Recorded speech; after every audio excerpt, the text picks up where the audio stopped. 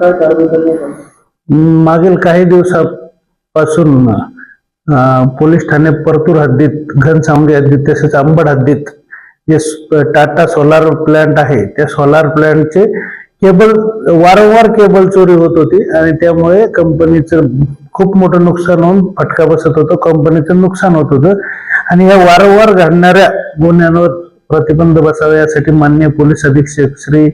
Ajay Kumar Bansal sir, अपर police अधीक्षक श्री माननीय Ayush Naupani sir, SDPO Partur Shri Chaure sir व एसडीपीओ अंबड श्री खांबे सर एलसीबीला सूचना दिल्या की सदरचे गुन्हे रोखण्यासाठी व आरोपीचा शोध घेण्यासाठीच्या सूचना दिल्यावरून दिनांक 15/1/25 रोजी